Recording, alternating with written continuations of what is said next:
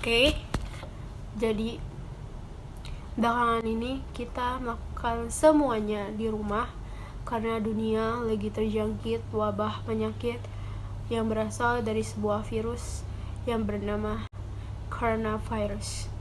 Negatif yang kita rasakan bukan hanya di bidang kesehatan, tetapi juga di bidang ekonomi dan sosial. Dampak negatifnya adalah kita harus bersocial distancing, atau kita tidak bisa melakukan yang namanya hubungan sosialisasi dengan antar manusia karena virus ini bisa menular akibat kontak fisik yang terjadi. Kedua adalah kita harus biasa menjaga diri atau menjaga kesehatan dengan menggunakan masker, memakai hand sanitizer, dan mencuci tangan lebih sering jika melakukan kontak fisik maupun bersentuhan dengan benda-benda di muka umum.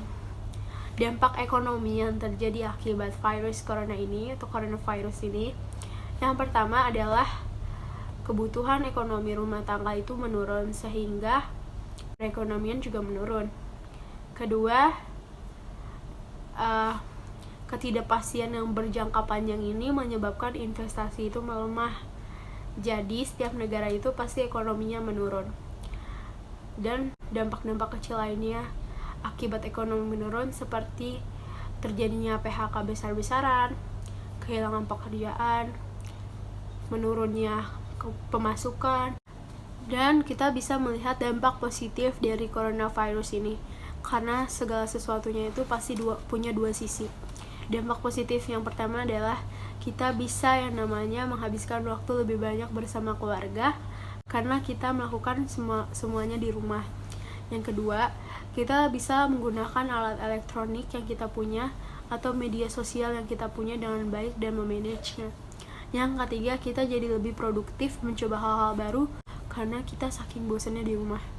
Yang keempat, kita bisa lebih waspada dan menjaga kesehatan lebih ketat dari sebelumnya.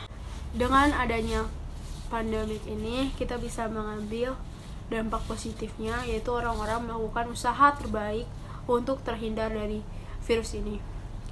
Jadi menurut pendapat saya pribadi, mari dengan adanya COVID-19 ini, semua orang melakukan usaha terbaik untuk terhindar dari virus corona ini. Dan mari kita habiskan masa karantina ini dengan lebih berwarna. Jangan hanya meratapi kapan pandemi ini akan berakhir tanpa melakukan usaha apapun.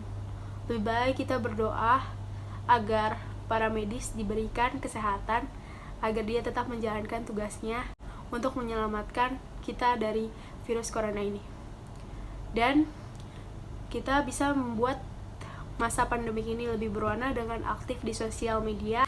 Dan saya mengucapkan terima kasih kepada para medis yang sudah berjuang untuk warga-warga Indonesia demi memberantas COVID-19 ini. Dan kita tetap akan bersama para medis. Kalian sangat berjasa bagi negeri ini. Terima kasih. Dan kita juga harus berjuang bersama para medis dengan tetap di rumah aja. Stay at home semuanya. Terima kasih.